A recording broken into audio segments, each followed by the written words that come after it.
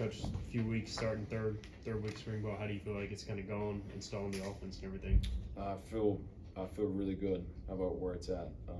We're ahead of where I thought we might be. The kids have done a great job of just kind of absorbing everything we've thrown at them. So it's really a testament to them and the work that they put in. I mean, there's not a unit meeting that we're in there installing things. Not every one of them's locked in with something to write with, and so it's a testament to them and these coaches doing a great job of getting things taught and trying to get them as detailed as we possibly can in the 3 weeks that we have. But I'm extremely pleased with where we're at so far.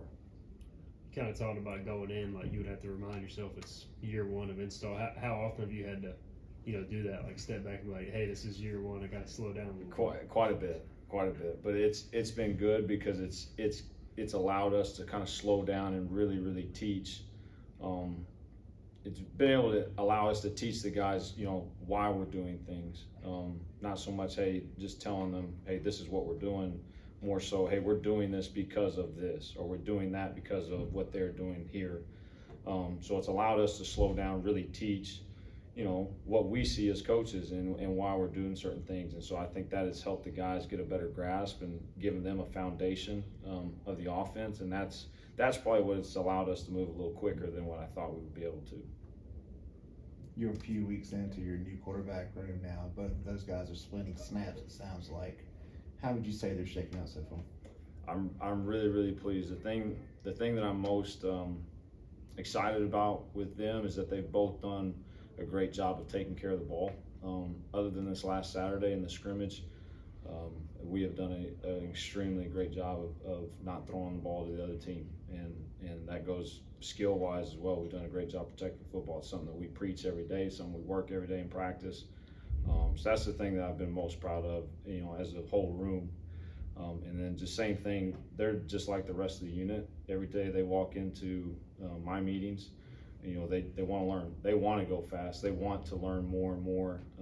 And so that's been exciting for me because they want to fully grasp this thing and understand what we're doing.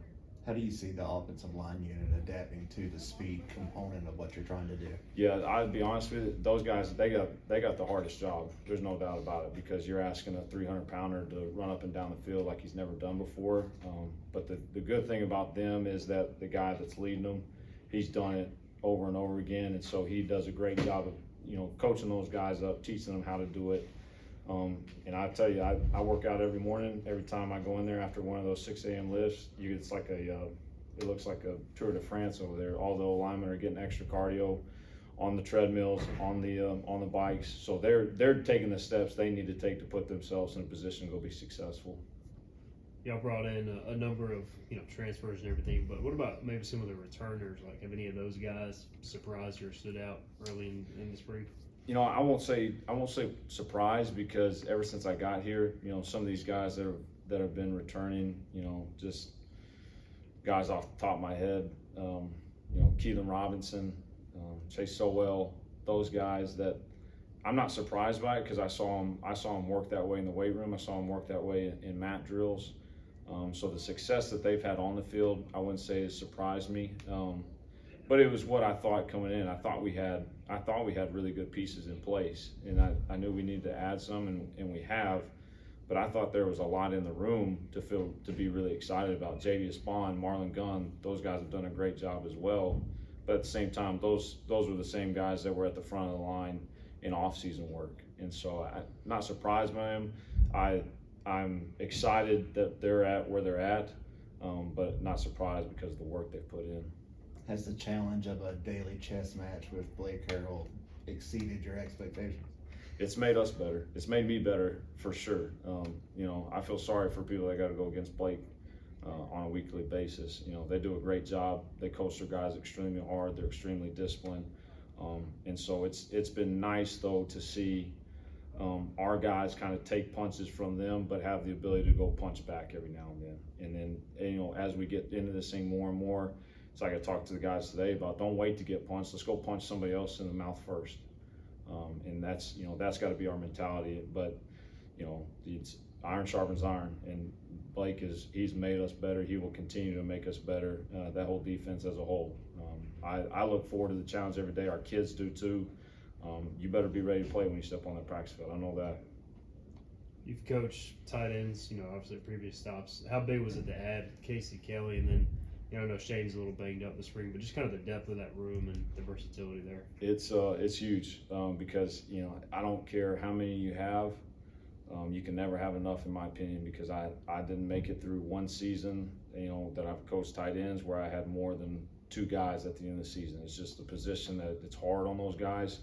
And this is, knock on wood, this is the best depth I've had at the position. And we got really good players in there. We got 4 or 5 guys that I really feel like we could go put in a game and they're going to help us win. So I'm extremely excited about the position.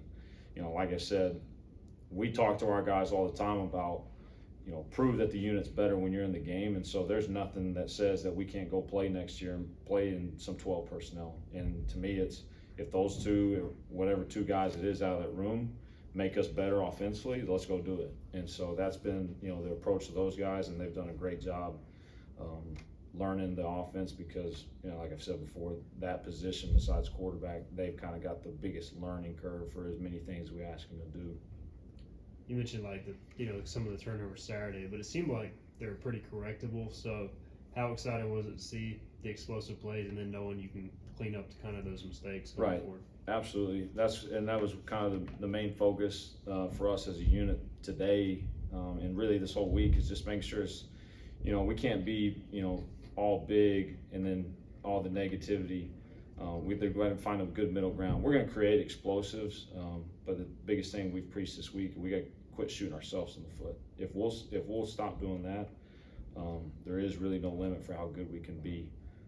But it's hard enough to win football games and score points as it is, but self-inflicted wounds make it that much harder. And so those are the things that we've got to clean up. But like you said, that's what's exciting, is that when you go look at the tape on Saturday, there's nothing that, defensively, and no disrespect to Blake, there was nothing they did to stop us. It was things that we did to shoot ourselves in the foot. And so that was exciting for our guys to see and understand, like, dang, we really do have enough in the room to go be really good. But we got to get ours out of our own way and go fix our own mistakes. And you called it from the up top, this I past did. scrimmage? Yeah. Are you still deciding what to do there? Yeah. I feel pretty confident that's where I'll end up being in the season. But it's still just trying to get a feel for it. Maybe this week I'll pop it down there, but who knows? And if you're up there, do you know who will talk to the quarterbacks or? I'll talk to them. Okay. Yeah, I'll talk to those guys. That's a big thing for just anywhere I've been and people I've been with. There are very, very limited voices that talk to those guys, and it's not an ego deal. I want them to.